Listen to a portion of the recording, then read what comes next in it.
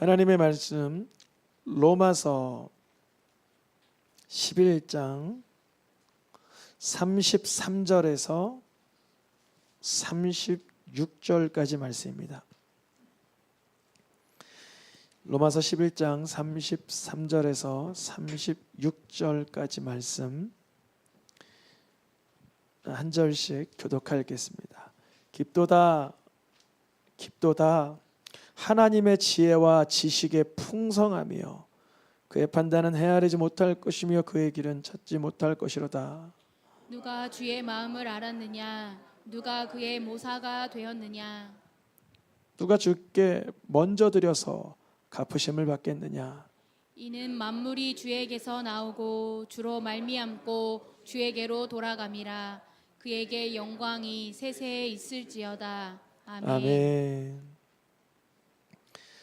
비가 많이 오죠. 그래서 사고도 있었고 좀 그런데 비가 많이 오는 걸 보면 이게 여름에 비가 이렇게 장마 때 많이 오는데 보통 비가 많이 오면 이렇게 다니기도 좀 불편하고 해서 이렇게 집에도 있거나 이렇게 실내에 좀 있게 되는데 이때 노아가 비가 많이 내려서 방주 안에 가만히 있으면서 하나님의 은혜를 이렇게 돌아보고 하나님의 그 부르심을 찾는 그런 것을 떠올려 봅니다.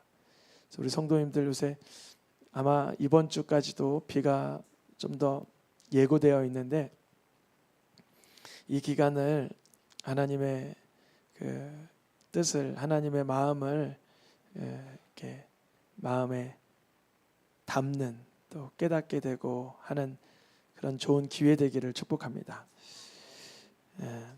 오늘 다 주님의 것입니다. 사실 우리 태어나면 어렸을 때 모든 게 다 내 거죠. 다 주님의 것이 아니라 태어나면 내 것도 내 거, 엄마 것도 내 거, 아빠 것도 내 거, 동생 것도 내 거, 누이 거, 형님 것도 내 거, 길 가다가 다 내 거. 그래서 인생의 목적을 어디에다가 설정을 해놓냐면 다 내 거 만들기 위한 인생을 살아가기 시작합니다. 그게 보통 사람들의 모습이에요. 모든 걸 다 내 거. 물질도 그렇고 건강도 그렇고 인기와 명예와 권력도 그렇고 은사와 재능과 모든 것은 다 내 거화 시키려고 사는 게 인생 같아요.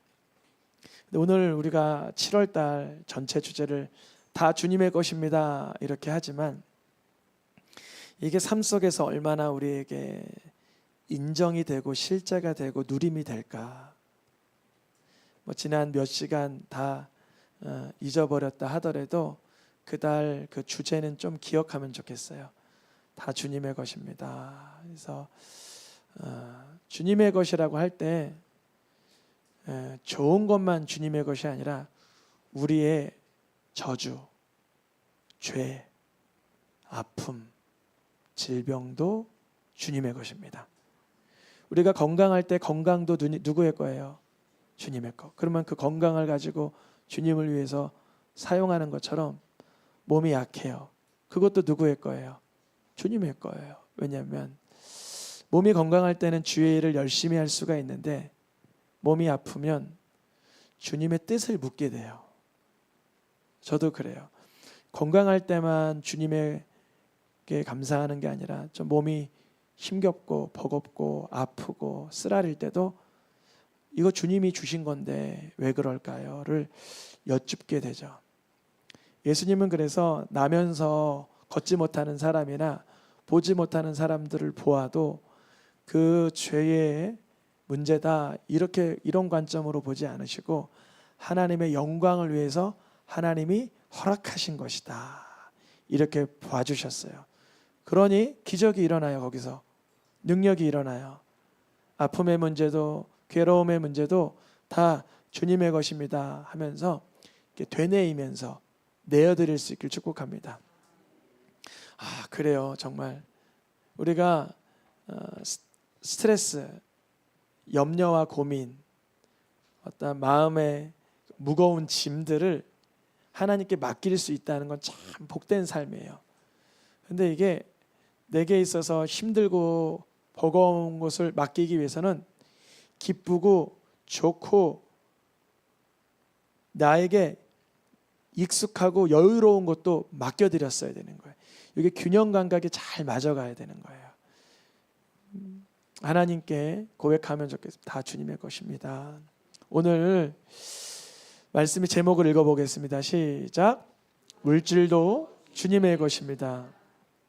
물질이라고 하면은 이제 우리의 지난주는 몸이 주님의 것이라고 했는데, 물질이라고 하면은 우리가 가지고 있는 어떠한 소유, 우리가 가지고 있는 어떤 모든 주님이 주신 것, 우리의 몸을 제외한 이 모든 것은 다 또한 주님의 것입니다. 이유는 로마서 오늘 본문에 3장 11장 35절에 보니까 35절 36절에 보니까 만물이 주에게로부터 시작되었다. 모든 세상 만물이 하나님께로부터 시작되었다. 이 믿음과 이 신뢰가 있는 인생과 그것이 없는 인생은 현격한 엄청난 차이가 있어요. 우리 자녀들에게 창조 신앙을 반드시 전수해 주시길 축복합니다. 창조 신앙, 하나님이 만드셨다. 하나님이 경영하고 계시고 운영하고 계신다. 수많은 풍파가 몰아치지만 하나님께서 지금 지휘하고 계신다. 이거를 꼭 일러줘야 돼요. 그리고 그것을 누리는 모습을 보여줘야 돼요. 감격적으로 체험해야 됩니다. 모든 물질도 주님의 것인 이유는 뭐나? 주님이 만들어 놓으시고 주님이 경영하고 계시고 주님이 존재하게 하셨기 때문입니다. 우리의 모든 삶이 주님의 것이고 우리의 모든 물질과 모든 만물이 주님의 것입니다. 이것을 사도 바울이 고백하는 거예요. 사도 바울이 자기 것인 줄 알았어요. 바리새파의 명예도 자기 것, 하나님에 대한 열심도 자기 것, 계명에 대한 지식도 자기 것. 그래서 자기의 의를 세우려고 살아갔었어요. 말씀을 가지고, 계명을 가지고, 자기의 그런 어떤 파당을 가지고. 근데 그것이 언제 무너지나? 예수님을 만날 때 꽝꽝꽝 무너지는 거예요. 아, 내가 내 것인 줄 알았다가 살았지만 내 삶 속엔 사망과 어둠이 난무하였구나. 예수님을 구주로 만날 때 사도 바울 가운데 빛이 들어가고 사도 바울 가운데 생명이 들어가고 사도 바울이 가는 곳마다 사람을 살리고 회복시키는 기적이 나타나는 것입니다. 물질도 몸도 시간도 삶이 주님의 것입니다. 사도 바울의 고백처럼 사도 요한도 모든 만물은 주님이 지으신 것이라고 계시록에서 말하고 있습니다. 요한계시록 4장 11절에 읽어보겠습니다. 만물이 주의 뜻대로 있었고 또 지으심을 받았나이다. 만물이 하나님의 뜻대로 있어요. 오늘날 수천 년 전에 자연 현상과 다르게 일어나지 않아요. 먹구름이 차오르면 비가 내리고 어느 때가 되면 눈이 내리고 얼었던 거는 풀어지고 만물은 주의 뜻대로 파도가 육지를 넘어서지 않는 그 경계선이 있고 하나님의 뜻대로 하나님의 만드신 질서대로 그런 지음을 받고 오늘날까지도 존재하고 있습니다. 유독 우리 인간은 하나님의 뜻대로 지으심을 받고 하나님의 형상에 따라 살아가야 되건만 간혹 주의 뜻을 거스르고 넘나들 때가 있죠. 물이 변하여 포도주 되는 기적보다 더 큰 기적은 예수님께로부터 우리의 죄의 용서가 받아지는 것입니다.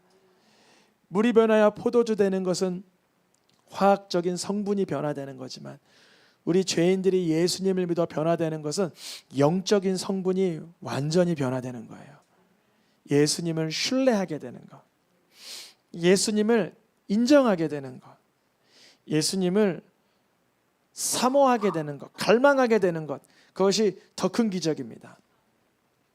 우리가 모든 만물이 하나님께서 지으신 것이다, 하나님의 말씀대로 지음을 받은 것이다 라고 믿을 때 그 믿음 속에서 모든 만물이 하나님의 것이고 모든 물질이 하나님의 것임을 인정하게 되는 거예요.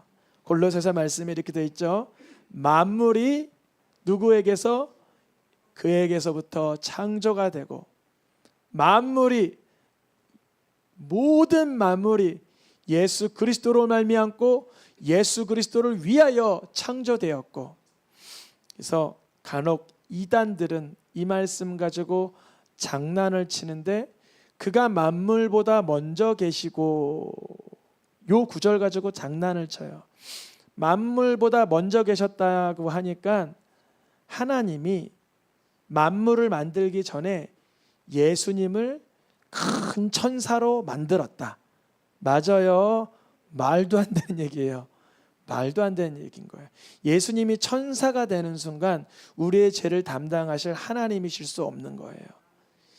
이게 작게 들리고 분별이 안 되는 성도님이 한 분, 두 분 계실 수도 있지만 중요한 말씀입니다. 성삼위 하나님, 삼위일체 하나님을 인정하는 그 믿음 속에 만물이 하나님께로부터 창조되는데 성자 하나님이신 예수 그리스도의 말씀으로 인하여 그분을 높이기 위하여 창조됐다는 거예요. 예수님을 그리스도로 만나는 사람들의 한결같은 간증은 뭐냐면 예수님을 인격적으로 만난 뒤에 모든 만물이 하나님 찬양하는 걸 몸소 경험하게 됐다는 거예요. 그전에는 낙엽이 밟히면 부스럭거리게 이게 뭐야, 비가 내리면 우중충하게 이게 뭐야, 눈이 내리면 미끄럽겠네, 모든 만물이 다 저주스러웠어요. 예수님을 인격적으로 만나기 전에는.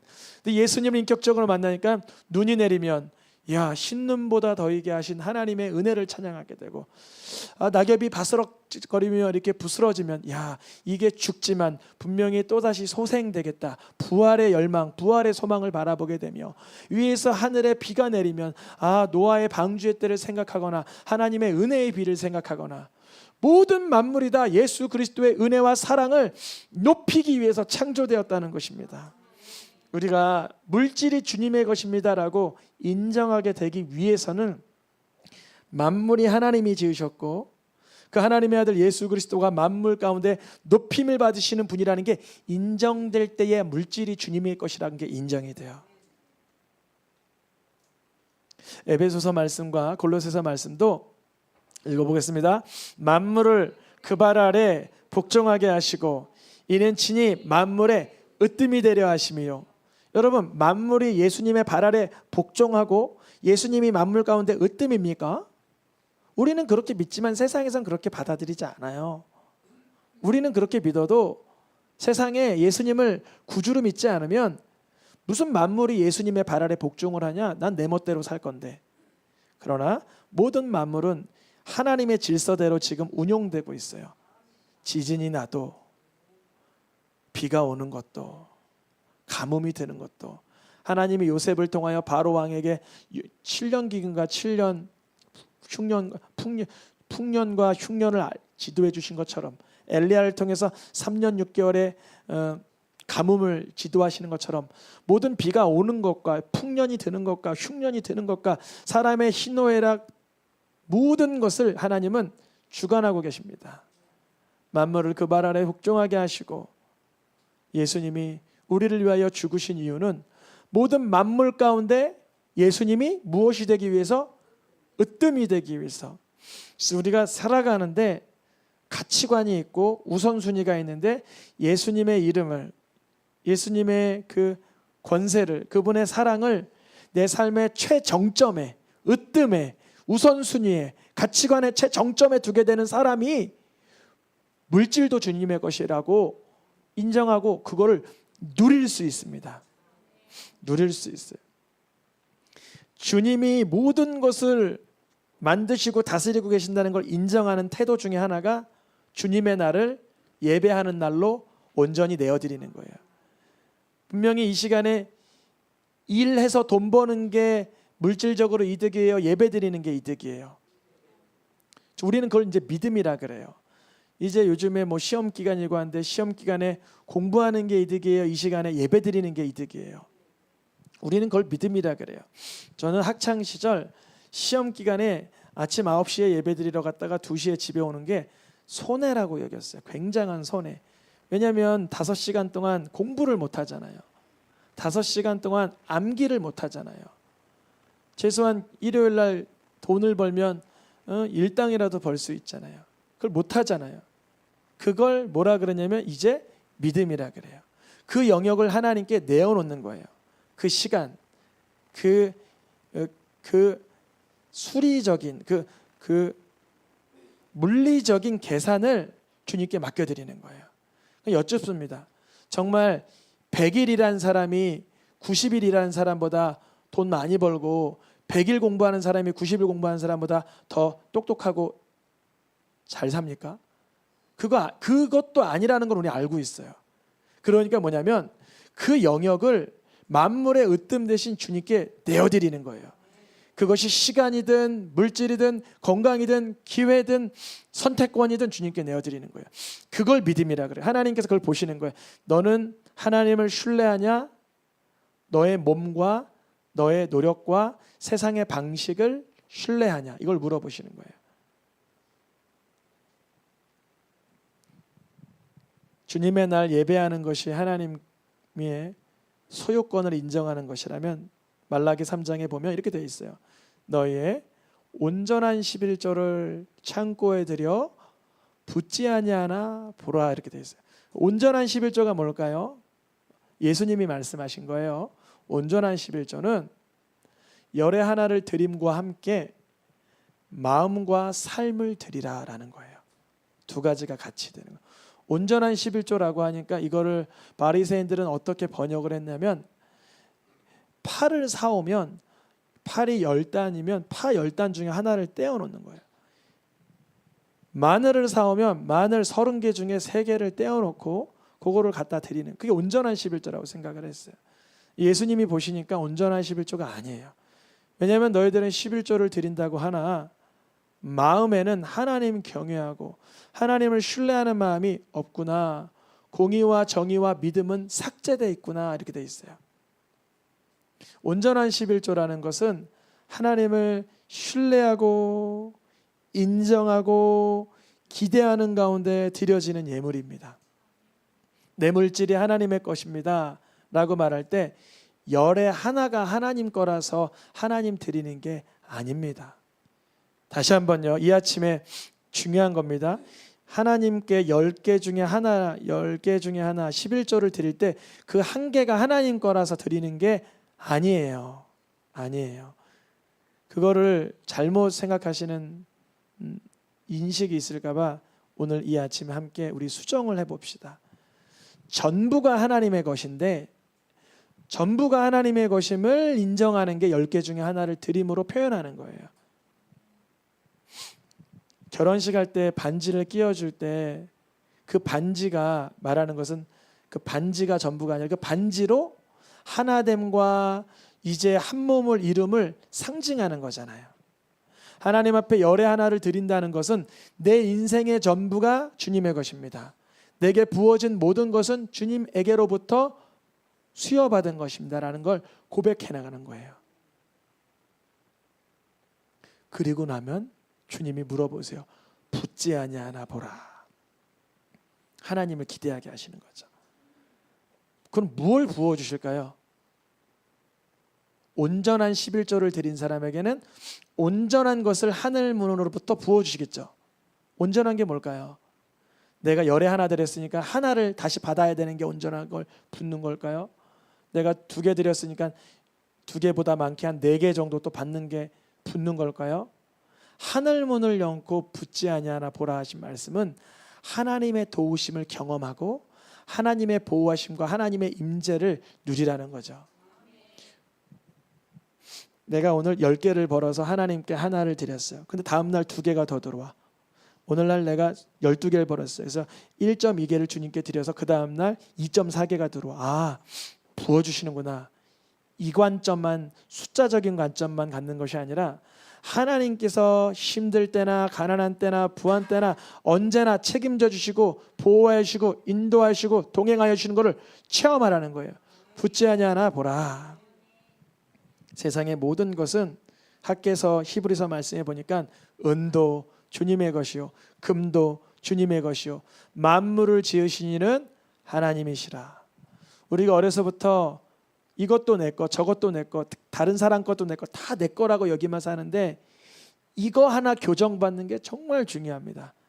내 거 아니라 하나님의 것. 그것을 사실 모든 사람들은 깨닫게 돼 있긴 해요.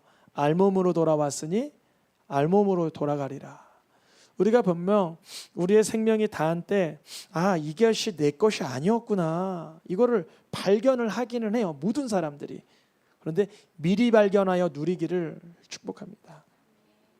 하나님은 사람들에게서 사도행전 17장에 보니까 뭔가 부족해가지고 하나님이 나 지금 굉장히 좀 처량해 배고파 내가 좀 부족해 좀 날 좀 섬겨줘 그런 게 아니라는 거예요. 여러분 우리가 연약한 어떠한 믿음의 공동체들을 후원하고 섬길 때 하나님이 그 사람을 도울 만한 힘이 없어서 우리가 섬기는 건가요? 그게 아니라는 걸 반드시 알아야 돼요. 우리가 누군가 도울 때 교만하거나 완악하면 안 돼요.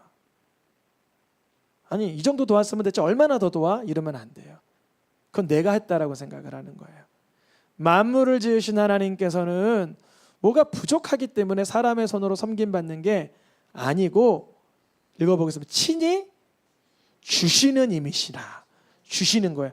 누구에게 줄까 하는데 어떻게 해야 될까요? 누구에게 줘야 될까요?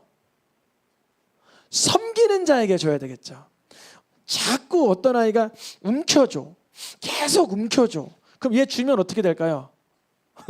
못 걸어 다니죠. 이러고 못 걸어 다니죠.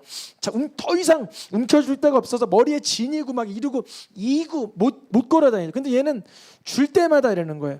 줄 때마다 흘려보내고 줄 때마다 흘려보내고 줄 때마다 흘려보내니까 누가 통로로 받아야 돼요? 친히 주시는 이심이라는 누구에게 주시길 원하실까요? 만물을 주시기 원하고 생명을 주시기 원하고 능력을 주시기 원하는 하나님은 무엇인가 부족하기 때문에 너가 도와라 이렇게 한 게 아니라 그 사람을 또 복주기 위해서 그 물질이 하나님의 것임을 인정하는 삶을 사는 자를 지켜보고 계시는 거예요. 과연 그렇습니다. 내 손에 쥐고 나의 것이라고 버둥버둥하는 인생이 아니라 하나님이 부족한 것이 없지만 나를 통하여 역사하실 거야. 그게 바로 오병이어 기적 아닙니까? 예수님은 오병이어 도시락이 있어서 오병이어를 나타낼 수 있는 분이죠. 도시락이 있어야만. 예수님은 그 손 씻고 발 씻고 한 그거 뭐라 그러죠? 항아리가 있어야만 포도주를 만들어내시는 분이죠. 아니잖아요. 그 순종을 보시는 거죠. 누가 순종을 하는가? 누가 내어놓는가? 누가 하나님을 인정하는가를 보시는 거예요. 엄청나게 중요하죠. 하나님 앞에 물질에 관한 인식이 이렇게 변화되는 과정은 쉽지는 않아요. 왜냐하면 어려서부터 잘못된 교훈 속에 살아왔기 때문에. 하나님이 주신다. 하나님이 부어주신다. 이거를 인식하기까지는 세월이 좀 걸려요. 시간이 좀 걸리고 사건도 좀 필요해요. 간혹은 이런 말씀을 듣고 맞아 하나님께 드리기를 힘써야 돼 하면서 삶 속에서는 하나님의 것이 좀 아니고 외의 것이라고 하면은 또 이렇게 강팍해지는 경우도 있어요. 그래서 마가복음에 이렇게 돼 있어요. 하나님께서 내 부모를 공경하라 그랬는데 하나님께 드림되었어. 나 하나님께 다 드리고 나 부모 공경할 거는 없는데 이래요.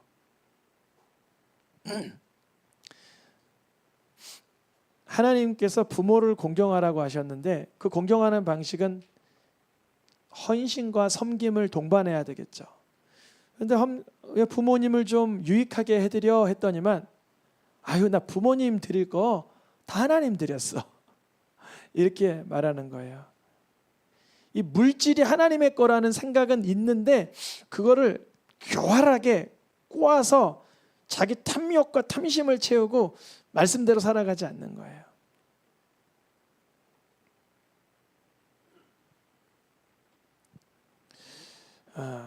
여러분, 하나님께 드림되었다고 하여서 부모를 경홀히 여기고 이웃을 돌아보지 못한다면 그것은 말씀을 잘못하는 거예요. 왜냐하면 예수님이 온전한 11조에 관하여 얘기하실 때 너희가 박하와 근처의 11조는 드리지만 자비와 정의와 믿음을 저버렸다 하는 순간 이 부분을 얘기하시는 거예요. 여러분, 우리 특별히 오랜 믿음 생활하신 분들, 우리가 먼저 이웃을, 부모님을, 자녀를, 형제를 그 귀한 물질을 가지고 돌아볼 수 있길 축복합니다. 돌아볼 수 있기를. 주님은 그러한 손길을 예의주의하고 지켜보고 계십니다. 물질이 주님의 것입니다 라고 말할 때 하나님에게 드리는 예물과 함께 내 삶이 그렇게 동반돼야 됩니다. 그 이야기가 마태복음 23장 23절에 11조는 드리되 버렸다 이렇게 되어 있는 거예요. 하나님께 나 드릴 거 다, 나 내 할목은 다 했어요. 저 이것도 하고요, 이것도 해요. 그런데 하나님 보시니까 삶 속에 긍휼한 마음이 없고 정의가 없고 하나님을 신뢰하는 마음이 버려진 거예요. 그러면 간혹 이런 분들이 있어요.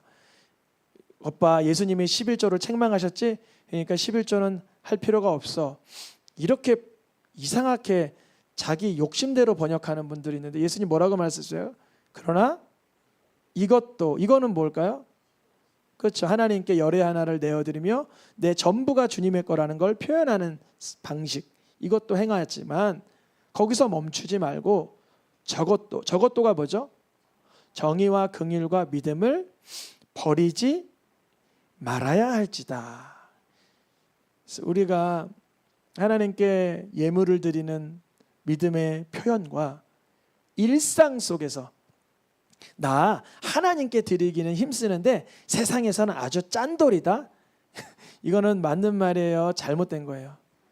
잘못된 거예요. 왜냐하면 하나님께 드리는 사람은 삶 속에 정의가 있고 긍휼이 있고 믿음이, 하나님을 신뢰하는 마음이 있어야 됩니다. 하나님을 신뢰하는 마음, 이웃을 긍휼히 여기는 마음, 진리대로 살려는 마음, 이것도 행하고 저것도 버리면 안 된다. 성경에는 돈으로 인하여, 물질로 인하여 망하는 인생들이 얼마나 많은지, 그래서 성경에서는 예수님의 예화 중에 물질을 기준하여 돈을 예화로 드는 그 설교가 상당히 많아요. 달란트의 비유도 그렇고 문화의 비유도 그렇잖아요. 그리고 세금 왜 안 내요? 그러니까 물고기에 입 뻑 벌려서 동전을 꺼내기도 하시잖아요. 예수님은 이 땅에서 물질과 무관한 삶을 사신 분이 아니에요. 성경에 보니까 하나님보다 물질을 더 탐하는 여러 사건들로 인해서 망하는 인생들이 등장하는데, 마태복음 21장에 보니까 심지어 성전 안에서까지 무엇을 탐닉하는 사람이 있었어요? 돈을 탐닉하는 사람이 있었어요. 충성하며 정의대로 살아야 될 군인들이 무엇 받고 매수돼요? 돈을 받고 매수돼요. 예수님의 제자라 하지만 말론 그렇지만 돈깨를 맞고 훔쳐가는 인생을 살아요. 여기 나타난 사람들, 회개하면 살 길이 있습니다. 가룟 유다도 돈깨를 맞고 훔쳐갔지만 그거를 실토하면 되는 거예요. 주님, 제가 사실 이랬습니다. 군인들이 이랬잖아요. 내가 어찌하면 좋습니까? 그러니까 세례 요한이 이제 받은 바 그 새와 녹을 족한 줄로 여기고 더 많은 사람들의 것을 이렇게 괴롭게 뜯어가지 말라 그러잖아요. 주님이 성전을 2번이나 연거푸 정결하게 내어 쫓으시잖아요. 회개할 기회가 있었어요. 근데 그 기회를 하나님보다 물질이, 돈이 더 나에게 하나님이니 하나님과 돈을, 재물을 겸하여 섬길 순 없는 거예요. 근데 우리 인생 중에 둘 중에 택일할 그런 순간이 몇몇 찾아옵니다. 둘 가운데 택일을 해야 되는 상황이. 사도행전에도 누가복음을 보니까 바리새인들은 무엇을 좋아하는 자들이에요? 돈을 좋아하는 자들이라. 그러니까 예수님이 돈을 예화로 둔 설교하면 킥킥킥킥거리면서 듣기는 하지만 마음에 회심이 되진 않아요. 사도행전에도 보니까 이제 안수하여 성령이 내려지는 모습을 보며 나도 이 돈 줄 테니까 좀 해주세요. 돈 주고 하나님의 선물을 살 생각을 하는 그런 맘모니즘, 물질 만능주의에 사로잡힌 사람도 있었어요. 심지어 권력자요, 정치가요, 하지만 바울에게서라도 바울이 이랬거든요. 내가 예루살렘에 헌금을 들고 들어가는 길이에요. 그러니까 저 녀석 돈 좀 있겠는데 해서 돈 받을까 하는 거로 다가가는 사람들도 있었어요. 성경의 수많은 이들은 하나님보다 물질을 더 좋아하고 물질을 더 위에 여기고 물질을 더 고귀하게 여기고 중요하게 여기는 사람이 상당했습니다. 그래서 성경에서는 우리 물질이 다 주님의 것임을 인정하는 성도들에게 이렇게 말합니다. 읽어보겠습니다. 디모데전서 6장 10절입니다. 돈을 사랑함이 일만하게 뿌리가 되나니. 돈을 무엇함이? 이런 기도가 필요하죠. 하나님, 돈을 사랑하지 않고 잘 다룰 수 있게 도와주세요. 하나님의 것이니 하나님의 나라에 의하여 하나님의 영광을 위해서 정의와 긍휼과 믿음 가운데 잘 선용하게 해주세요.